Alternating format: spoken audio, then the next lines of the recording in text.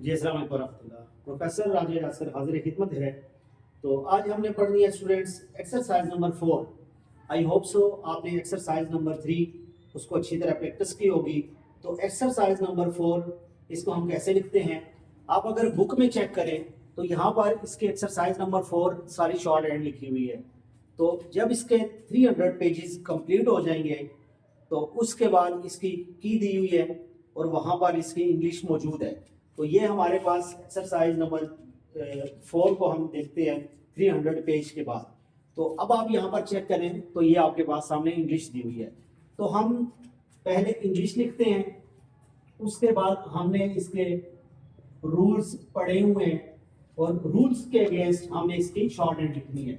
तो इसका point first जो है उसको हम देखते हैं P K, P D, P D L, B M, B M L और बी एन।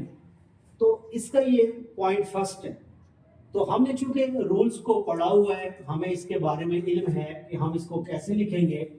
तो व्हाइट बोर्ड पे शायद उस तरह से क्लियर ना हो सके कि लाइट और डार्क, मैं कोशिश करूंगा, अगर नहीं होता तो मैं आपको साथ बता दूंगा बोल के, आप इसको इंश्योर कर लेना कि लाइट स्ट्रोक कौन सी है और डाउन कौन सी, डार्क कौन सी है। तो फर्स्ट ऑफ ऑल हम यहां से देखते हैं कि पी लाइट है। आपने जब भी स्ट्रोक की ज्वाइनिंग करनी है तो आपने फर्स्ट स्ट्रोक को फोकस करना है। हाँ, जब हॉरिजॉन्टल आ जाएगी और उसके बाद डाउन आ जाएगी तो फिर आप लॉ 4 के अगेंस्ट आपने उसको लिखना है जब आपने ज्वाइनिंग करनी है। इसके अलावा आपके पास अप स्ट्रोक है, डाउन है या हॉरिजॉन्टल है, तो आप फर्स्ट स्ट्रोक को फोकस करेंगे। P is down stroke, okay, normal, P is down stroke, normal, P, B, B, B. तो ये सारी डाउन स्ट्रोक है। तो ये आप नॉर्मल लॉ के अगेंस्ट लिखते हैं। पी के, मैं थोड़ा सा ऊपर लिख रहा हूँ, ऑलरेडी ब्लैक है शायद आपको नजर ना आए, और ये पी एंड डी। अब डी डार्क है, यहाँ पर 3 स्ट्रोक्स आ गई हैं, पी लाइट, डी डार्क और एल लाइट्स। तो आपने स्ट्रोक का साइज 1/3 उसको ही फॉलो करना है। फिर आपके पास बी डार्क स्ट्रोक है और एम लाइट है। जब आप कॉपी पर लिख रहे होंगे तो आपने इसको लाइन के ऊपर लिखना है। मैं बता चुका हूँ नीचे हमारे पास ऑलरेडी ब्लैक है।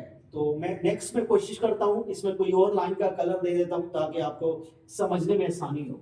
तो इसको चले अभी हम कंप्लीट करते हैं। तो बी डार्क, एम लाइट और एल इज लाइट स्ट्रोक, और इसी तरह बी डार्क और एन इज लाइट स्ट्रोक।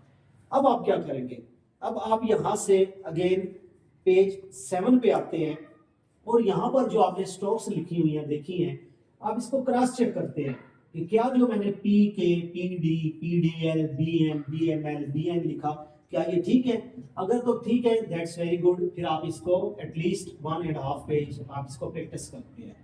अब हम आ जाते हैं कि पॉइंट सेकंड पर।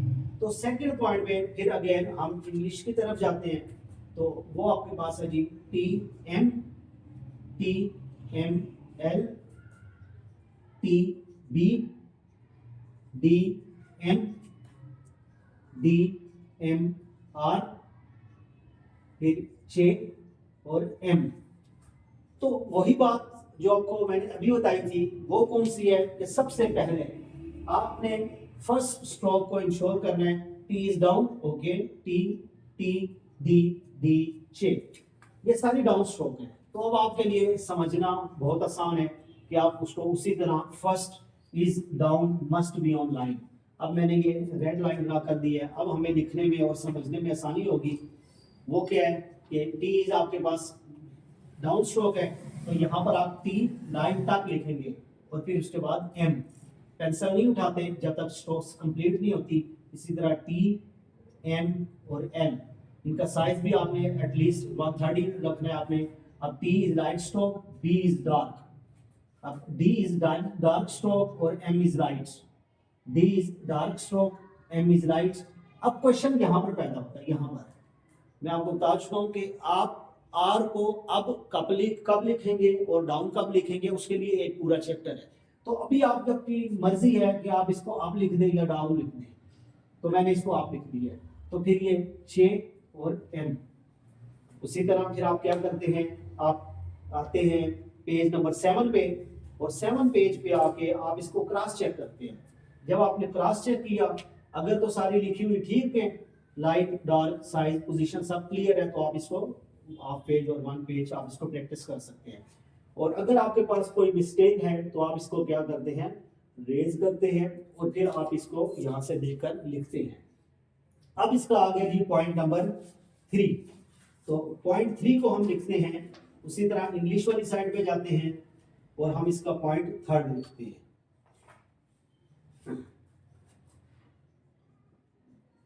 तो थर्ड पॉइंट जो है इसका वो लिखते हैं 6 MN, फिर आपके पास आ गया JN, फिर W वाला वे और K, और उसके बाद आ गया वे V, फिर आपके पास आ गया वे D। इसको आप पढ़ेंगे भी ऐसे, वे D इथ। आप इसको W नहीं पढ़ेंगे बल्कि आप इसको वे पढ़ेंगे। उसकी वजह यह है कि जब आप इसको लिखेंगे तो फिर आपको पास लिखने में आसानी होगी। तो अब हमने अगेन इसकी लाइन जो है वही ड्रा कर दी, और अब हमने वही फोकस करना है। इसका फर्स्ट पॉइंट है कौन सा, J is down stroke, okay, J down, way up, okay, way up, way up, way up.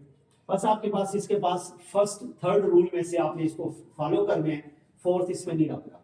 तो आप इसको लिखते हैं J light, M light, N light, J dark stroke, M is light, way light stroke और K is light. Way is light stroke, ये मैंने आपको बताया था, आप रुकेंगे हल्का सा यहाँ पर रुक के फिर लिखेंगे, तब आपकी ये इसकी एक्यूरेट स्ट्रोक होगी। ऐसे जैसे मैं लिख रहा हूँ, वे रुक गया, ये आपने लिखा, और फिर डी डाउन स्ट्रोक डार्क है, यहाँ पर भी आपने लिखा वे, और डी डार्क स्ट्रोक डाउन है, और इट इज लाइट स्ट्रोक। तो आप उसी तरह पेज 7 पे आते हैं, इसको क्रॉस चेक करते हैं, अगर आपकी सारी ठीक है तो आप इससे फिर प्रैक्टिस करते हैं। अब हम इसके पॉइंट आ जाते हैं 4 पे, और 4 में आपने इसकी प्रैक्टिस कैसे करनी है ये मैं आपको यहाँ से बता देता हूँ। एक्सरसाइज नंबर 4 का 4 पॉइंट्स। तो गे इश, गे डाउन है, गे इश इंग, ये भी डाउन है, सॉरी हॉरिजॉन्टल है दोनों। तो फिर आपके पास आ गया के वी, ये आपके पास फर्स्ट जो है वो आ गई है हॉरिजॉन्टल और दूसरी डाउन है। तो यहाँ पर हमारे पास जो रूल फॉलो होगा वो वही फोर्थ वाला रूल आ जाएगा, इसको लिखना मस्ट है, ठीक है। उससे नेक्स्ट वाले आप बेशक खुद प्रैक्टिस कर लेना। तो ये जो है ये लिखना थोड़ा सा मस्ट है, गे इश और इंग, ING। फिर उसके बाद आपके पास आ गया जी गे और इश, फिर आपके पास आ गया के बी, फिर आपके पास आ गया नेक्स्ट पॉइंट आपके पास के B. K is light stroke, B is dark, D and P, D is dark stroke, P is light, D P L, D is dark stroke, P is light, L is light, और D and D, D dark stroke, N is light और D is dark stroke. तो यहाँ पर आपने ना एक बात को इंश्योर करना है, वो है जी स्ट्रोक की डायरेक्शन। स्ट्रोक्स की डायरेक्शन जब तक आपकी क्लियर नहीं होगी तो आप इस बी एंड डी को ऐसे भी लिखेंगे, ऐसे करके ऐसे भी लिख देंगे। तो आपने इंश्योर करना है स्ट्रोक्स की डायरेक्शन को, कि स्ट्रोक्स की डायरेक्शन ठीक होगी तब आप स्ट्रोक्स को ठीक लिख सकते हैं। अच्छा, नेक्स्ट आ जाता है जी वॉवल्स। अब वॉवल का आपको मैं थोड़ा सा इसलिए इंट्रोडक्शन कराना चाहता हूं कि जब हम पढ़ते थे तो हमें बताया गया था कि शॉर्ट हैंड में वॉवल की वैल्यू ये है कि जिसको शॉर्ट हैंड के वॉवल्स आ जाते हैं 60% उसको शॉर्ट हैंड आ जाती है।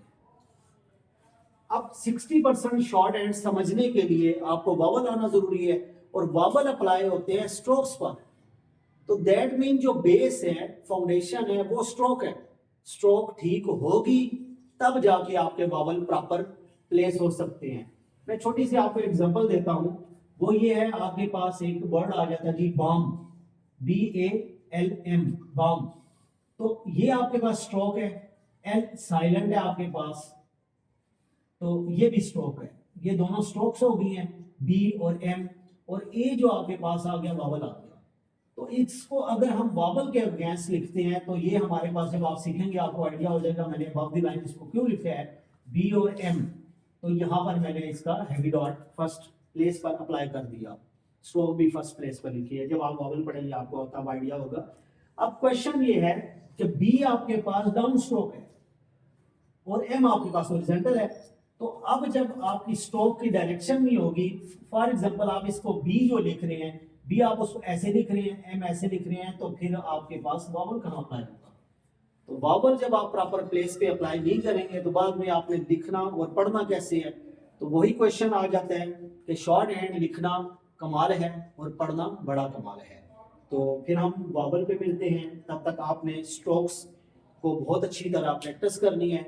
और एक्सरसाइज नंबर 3 एंड 4 का आपका टेस्ट है, और इन दोनों एक्सरसाइज को जब तक कोई भी स्टूडेंट 80% क्वालिफाई नहीं करेगा तो हम वॉवल्स की तरफ नहीं जाएंगे। अगर कोई स्टूडेंट 80% क्वालिफाई कर जाता है तो फिर हम उसको वॉवल स्टार्ट करा देंगे।